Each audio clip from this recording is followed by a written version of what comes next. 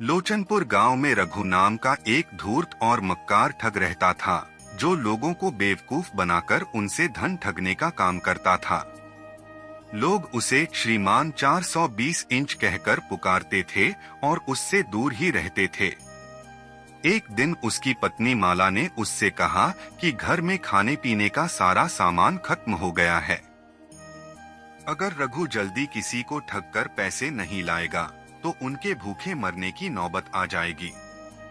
रघु ने माना कि माला सही कह रही थी, लेकिन उसने यह भी कहा कि गांव के लोग उसकी सारी चालों को पहचान चुके हैं और अब उसके झांसे में नहीं आएंगे। माला ने उसे तुरंत कुछ करने को कहा, नहीं तो अगले दिन खाने के लिए कुछ भी नहीं मिलेगा।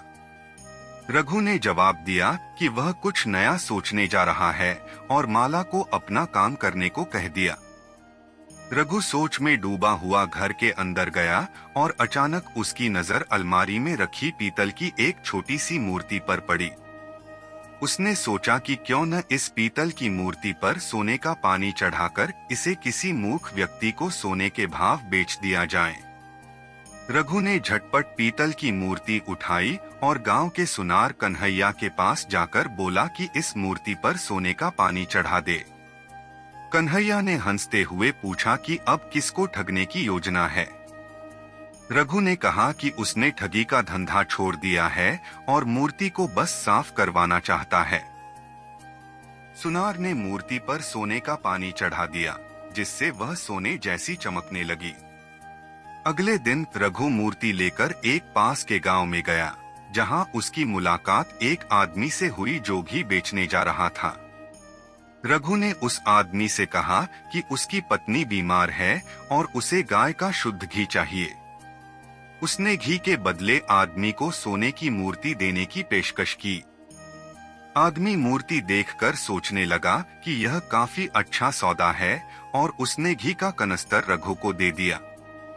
रघु ने खुशी खुशी मूर्ति देकर घी का कनस्तर ले लिया और आदमी से उसका नाम और गांव पूछा।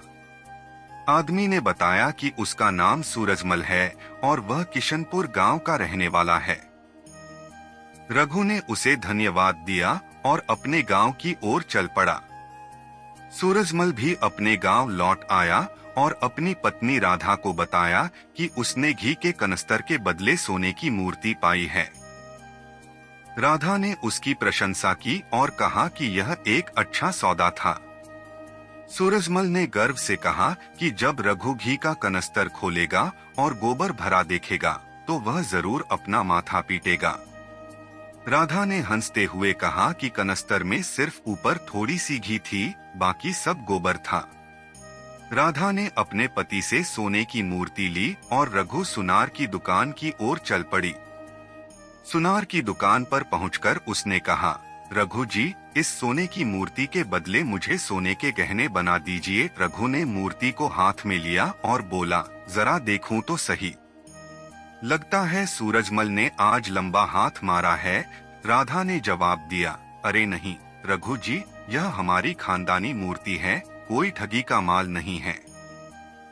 रघु सुनार ने मूर्ति की परख की और कहा, अरे भौजी, यह मूर्ति तो पीतल की है, जिस पर सोने का पानी चढ़ा हुआ है। सूरजमल को किसी ने ठग लिया है। मूर्ति लेकर राधा घर लौटी और गुस्से में अपने पति से कहा, तुमने मुझे पीतल की मूर्ति सोने की बताकर क्यों पकड़ा दी? सूरजमल ने जवाब दिया, ओह, मुझे ठग लिया गया है। मैं अभी उसके गांव जाकर खबर लेता हूँ। उधर रघु अपने घर पहुँचा और अपनी पत्नी माला से बोला, चूल्हा जलाओ, मैं आज घी का कनस्तर लेकर आया हूँ। इसे बेचकर खूब पैसा कमाऊंगा। माला ने खाना बनाया, लेकिन जब रघु ने रोटी खाई तो उसने तुरंत उसे थूक दिया और बोला, यह घी है या गोबर? सारा मुंह खराब हो गया। रघु ने घी का कनस्तर खोला तो देखा कि उसमें गोबर भरा हुआ था। गुस्से में उसने कहा, सूरजमल ने मुझे ठग लिया है। सूरजमल गुस्से में लाठी लेकर रघु को मारने के लिए निकला, लेकिन जब वह रघु के गांव पहुंचा तो उसने सोचा, मैं क्यों रघु को मारूं? मैंने भी उसे घी के बदले गोबर का कनस्तर दिया है। फिर उसने अपनी लाठी फेंक दी और रघु के घर चला गया। रघु ने सूरजमल को आते देखा और सोचा, यह मुझे फिर मूर्ख बनाने आया है। सूरजमल ने रघु से कहा, कल तुमने जो मुझे सोने की मूर्ति दी थी उसी के लिए धन्यवाद देने आया हूँ। रघु ने जवाब दिया, तुम्हारी कृपा से अब मेरी पत्नी की तबीयत बिल्कुल ठीक है। तुम्हारा घी बहुत अच्छा था। सूरजमल ने भगवान का धन्यवाद किया और वहां से चलने लगा, लेकिन रघु ने उसे रोका और कहा, तुम आज मेरे यहाँ ही रहोगे। रघु ने अपनी पत्नी से कहा, माला, सूरजमल जी के लिए खाना बनाओ। माला ने खाना बनाया और सूरजमल के लिए परोसा। रघु ने माला से पूछा, क्या तुमने मेहमान की सब्जी में देसी घी डाला है? माला बोली, हाँ, घी का पूरा कनस्तर भरा पड़ा है। सूरजमल सोचने लगा, अब गोबर वाला घी मुझे ही खाना पड़ेगा। माला मुस्कुराते हुए सब्जी में घी डालने लगी और बेचारे सूरजमल को चुपचाप गोबर वाला घी खाना पड़ा। रघु सोचने लगा, अब आया ना मजा, कमबख्त मुझे गोबर वाला घी खिलाना चाहता था, अब खुद को खाना पड़ रहा है। सूरजमल रात को रघु के घर ही रुका और सुबह होते ही बोला, अब मुझे अपने गांव वापस चलना चाहिए। रघु बोला, अरे नहीं, भला ऐसे कैसे हो सकता है?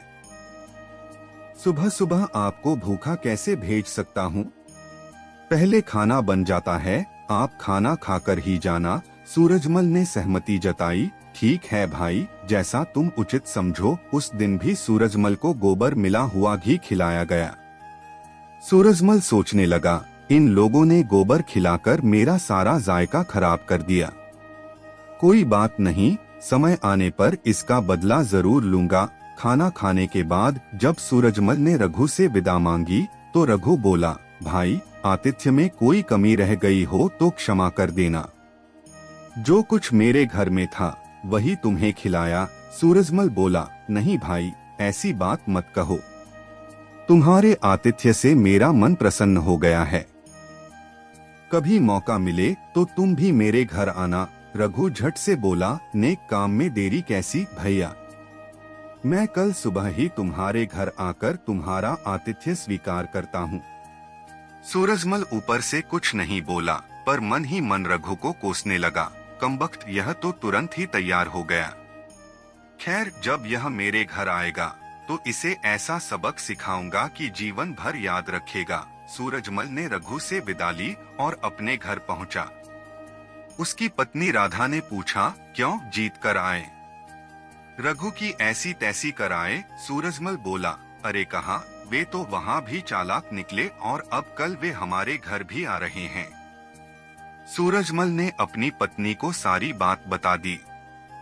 सब कुछ सुनकर राधा चिंतित हो उठी और बोली, अब क्या होगा जी?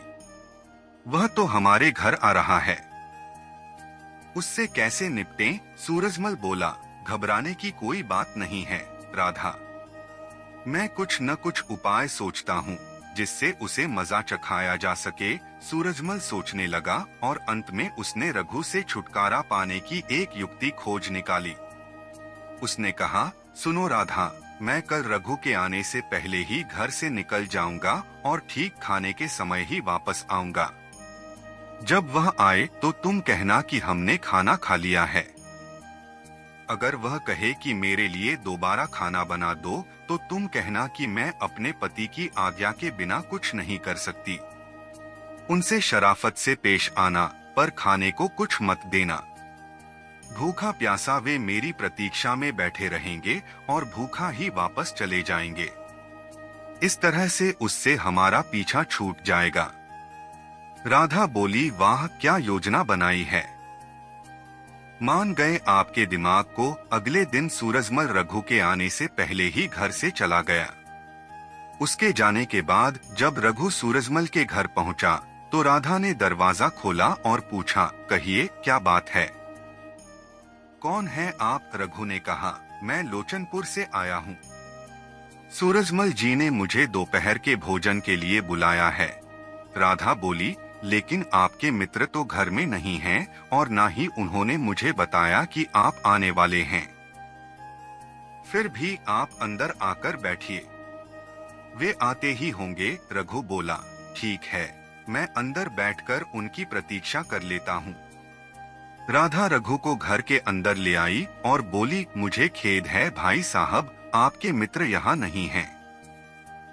अगर वे यहाँ होते तो आपके लिए एक मुर्गा अवश्य कटवाते। रघु ने कहा, भौजी आप चिंता ना कीजिए, अगर सूरजमल जी बाहर गए हैं तो मैं खुद ही अपने लिए मुर्गा काट लेता हूँ। उसकी बात सुनकर राधा घबरा गई और बोली, नहीं नहीं, ऐसा मत करना, मेरे पति बहुत गुस्सैल स्वभाव के हैं, मैं उनकी मर्जी के खिलाफ कोई भी काम नहीं कर सकती।